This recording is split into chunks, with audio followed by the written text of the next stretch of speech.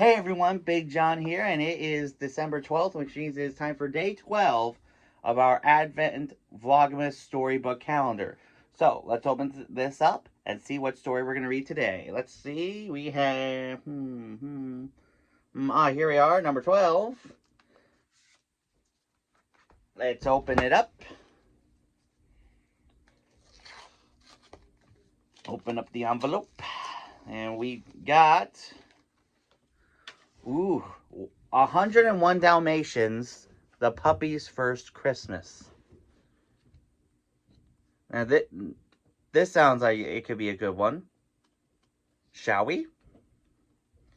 101 Dalmatians, the puppy's first Christmas.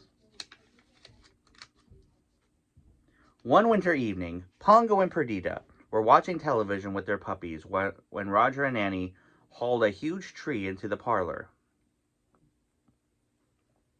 It was fresh and green and made the room smell like a pine forest. "What's going on?"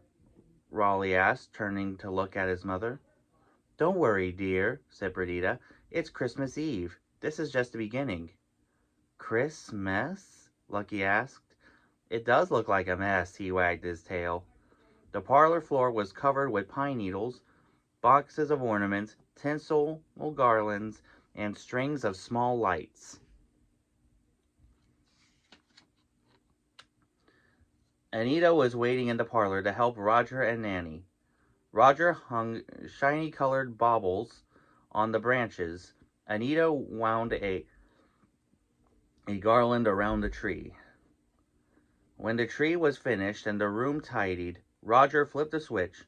The lights and shiny ornaments cast a magical glow around the room. The puppies stared at the tree. The humans had certainly made the tree very pretty.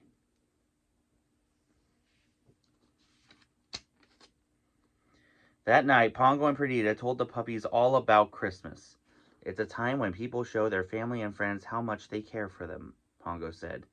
He explained how humans send cards, baked cookies and fruitcakes, and sang festive carols. "It may sound strange, but you'll grow to love the festive season," Perdita said. "Especially the beef bones left over from preparing dinner," Pongo added. "Bones?" Patch said, perking up. Perdita continued, "On Christmas Eve, after everyone's in bed, people sneak presents under the tree." "Presents?" all the puppies said at once.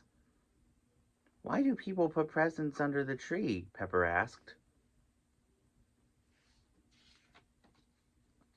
"Christmas is about giving," Pongo told the puppies as they gathered around. "People give presents to their friends and family to show how much they love them." "I wonder if we will get any presents," said Raleigh. "Maybe," Perdita replied. "Anita gave me a collar last year." "And I got a red ball," said Pongo. "I hope someone loves us," said Penny. "You are all loved, whether or not there are presents under the tree," Perdita said. "Now, time for bed. Tomorrow is a big day."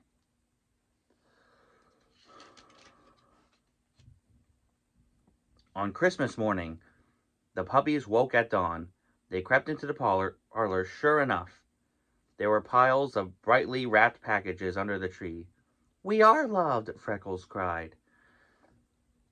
Excuse me. The puppies dove into the pile of presents. They tossed the packages around and ripped and tore all at the colored paper. "Christmas is fun!" Raleigh exclaimed as he shook some wrapping paper out of his mouth.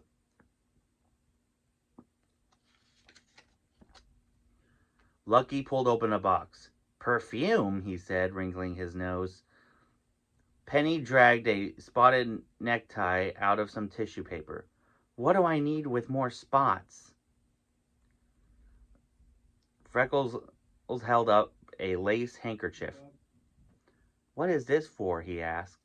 Just then, he heard the voices in the hallway. The puppies looked at each other in alarm.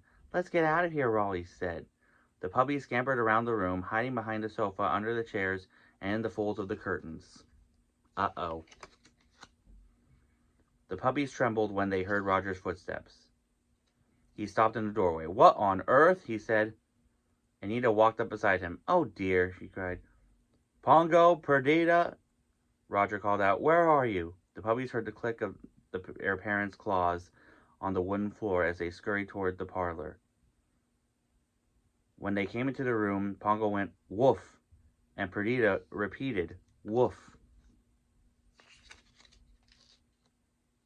The puppies looked at each other uncertainly. Then Anita started to laugh. Roger said with a chuckle, "Looks like we had some help opening our gifts." "Wasn't that kind of the puppies?" Annie said, as she walked into the room and saw the mess of paper and ribbon. "I wonder where they've got to," Roger said with a twinkle in his eye. "Here, pups." "There are still so many boxes to unwrap," Anita said, shaking her head. "I do wish they'd come and help." The puppies looked around at each other in their hiding places. Then, one by one, they crept out from under the chairs and behind the sofa.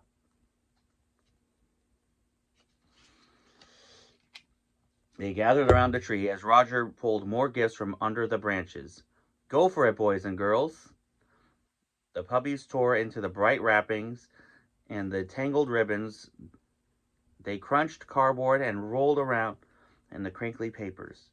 Patch hopped into an empty box to hide. When Lucky started to tear at the top of the box, Patch popped out with a playful woof. Pongo and Perdita looked at each other. "Shall we join them?" whispered Pongo. "It is their first Christmas," Perdita replied. "Let them have their fun."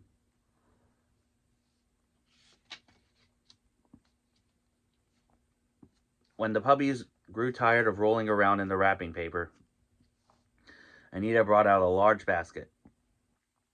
"Sorry we didn't have time to wrap these," she said.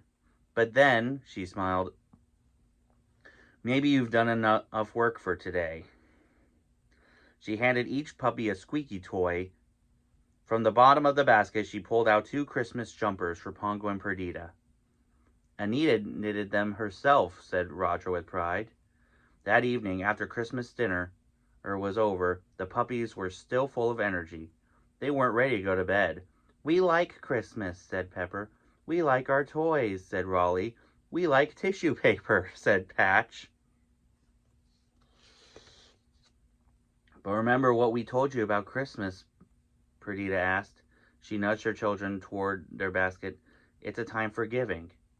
"It's also about forgiving," Pongo said gently. "You were lucky that Roger and Anita weren't upset that you unwrapped their presents." The puppies' heads drooped a little. "We're lucky we have 2 wonderful humans," Perdita said softly. "That is the best present we could ask for." The puppies raised their eyes to their mother hopefully. "We are loved," said Penny, smiling. "You all are, each and every one of you, very loved," Perdita assured her children. "And that's what Christmas is really all about," Pongo said, as the puppies drifted off to sleep.